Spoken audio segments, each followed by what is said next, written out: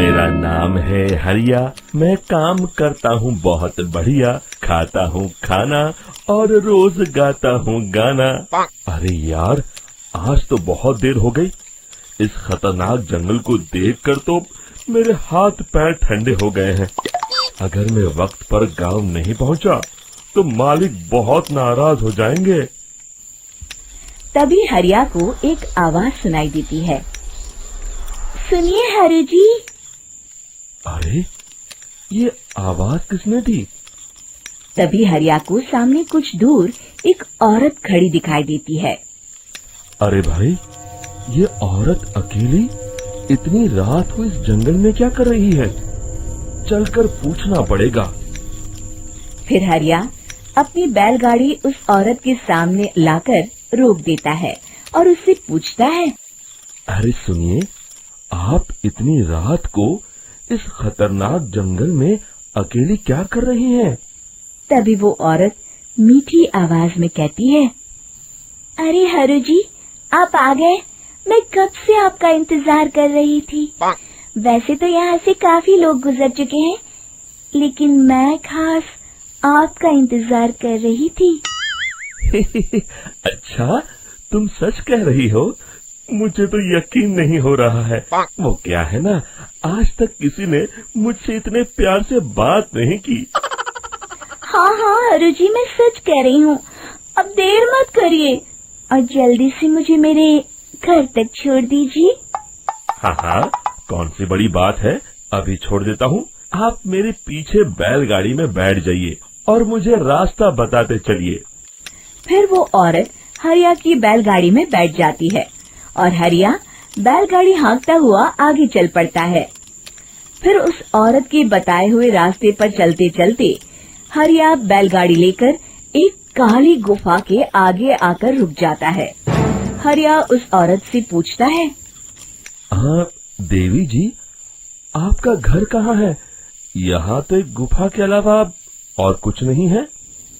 तभी अचानक वो औरत हवा में उड़ने लगती है। देखते ही देखते उसका सुंदर रूप एक डरावनी चुड़ैल में बदल जाता है और वो जोर जोर से हंसती है। अरे तू तो एक नंबर का बेवकूफ निकला। तू तो बड़ी आसानी से मेरी बातों में आ गया। अरे मर गया रे, ये तो एक चुड़ैल है। हे भगवान बचा ले, ये तो बड़ी डरावनी दिखाई दे रही है। और फिर अगले ही पल हरिया की बैलगाड़ी में रखा सारा सामान हवा में उड़ता हुआ उस काली गुफा के अंदर चला जाता है और वो चुड़ैल भी उस गुफा के अंदर जाकर कहीं गायब हो जाती है। हरिया ये नजारा देख बुरी तरह घबरा और परेशान हो जाता है। अरे, ये चुड़ैल तो मेरा सारा सामान लेकर गुफा में गायब हो गई। अब क्या होगा? अगर मैं गांव खाली हाथ गया तो मालिक मेरी अच्छी खबर लेंगे। मेरी इस बात का कोई यकीन भी नहीं करेगा। फिर आखिर वही हुआ। हरिया के मालिक चंपक सेठ को हरिया की किसी भी बात पर रत्ती भर भी यकीन नहीं हुआ। चंपक सेठ को लगा हरिया झूठ बोल रहा है और उसने ही लालच में आकर सारा सामान हड़प कर लिया है। फिर हरिया को बेईमान समझकर चंपक सेठ उसे काम से निकाल देता है। अगले दिन अपनी दुकान में परेशान बैठा चंपक सेठ गुस्से में बड़बड़ाता है। अरे, दुकान में तो सामान बिल्कुल भी नहीं है। अब मुझे ही शहर जाकर सामान लाना होगा। फिर वो अपनी बैलगाड़ी लेकर शहर चला जाता है। शहर से सामान लेकर जब चंपक सेठ वापस गांव लौट रहा होता है, तभी उसे एक आवाज सुनाई देती है। चंपक जी, ओ चंपक जी। अरे, ये तो कोई मेरा नाम लेकर मुझे पुकार रहा है। फिर उस रास्ते में वही औरत खड़ी दिखाई देती है। फिर क्या था, हरिया की तरह चंपक सेठ भी उस औरत के पास अपनी बैलगाड़ी लेकर जाता है और वो भी उसकी चिकनी चुपड़ी बातों के मुंह जाल में फंस जाता है।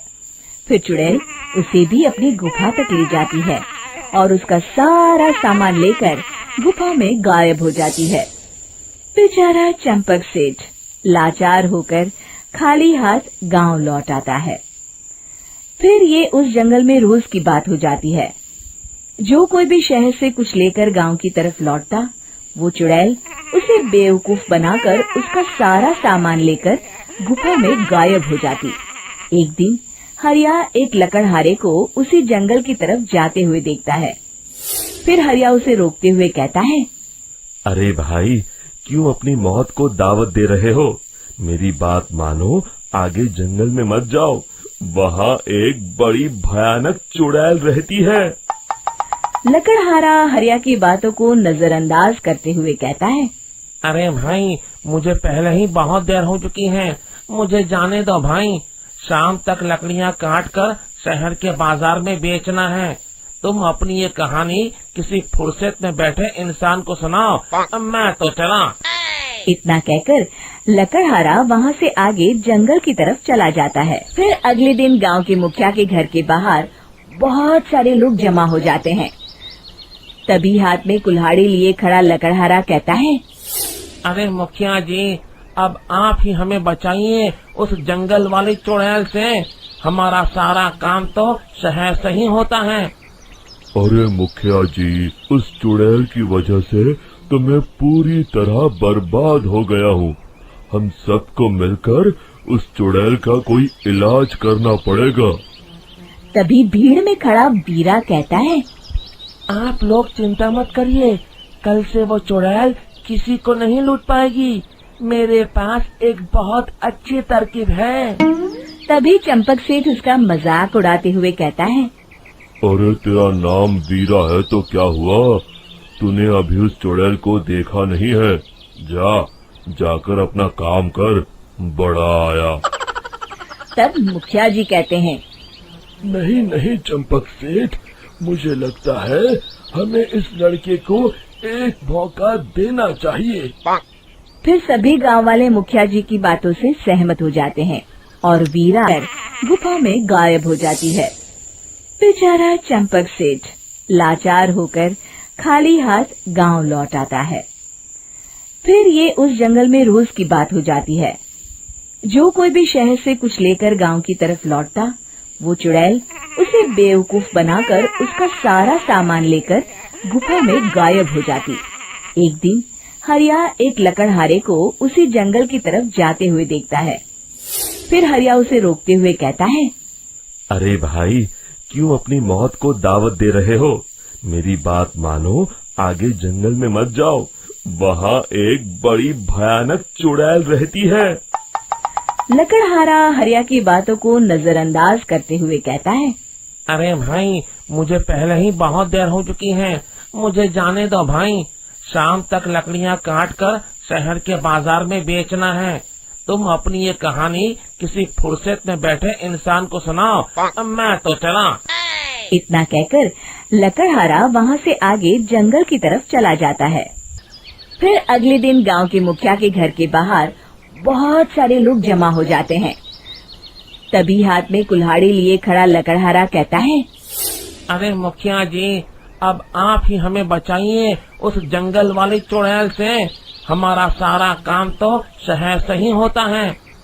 अरे मुखिया जी, उस चुड़ैल की वजह से तो मैं पूरी तरह बर्बाद हो गया हूँ। हम सबको मिलकर उस चुड़ैल का कोई इलाज करना पड़ेगा। तभी भीड़ में खड़ा वीरा कहता है, आप लोग चिंता मत करिए, कल से वो चुड़ैल किसी को नहीं लूट पाएगी।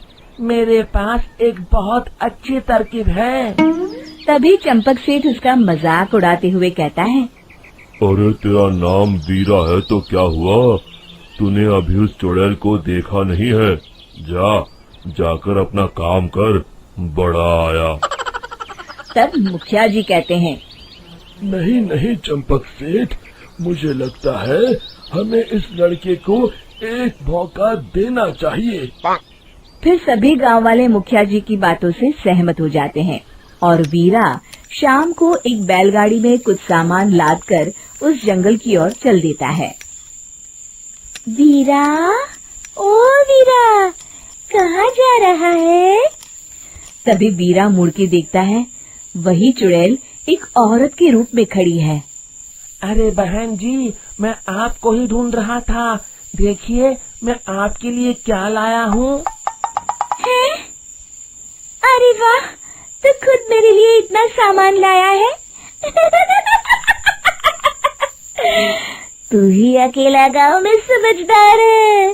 जरा देखो, मैं भी खोल के, बड़ी भूख लगी है। जैसे ही चुड़ैल उस सामान पर से कपड़ा हटाती है, एक भगवान शिव की तेज रोशनी उसके अंदर मूर्ति से निकलती है और चुड़ैल असली रूप में आकर जलने लगती है। अरे मैं जल रही हूँ, बचाओ! बचाओ! ओम नमः शिवाय! मर गई मैं! देखते ही देखते वो चुड़ैल राख के साथ उड़ जाती है और सभी गांव वाले भी वहां आ जाते हैं। शिक्षा बुराई पे सदा अच्छाई की ही जीत होती है।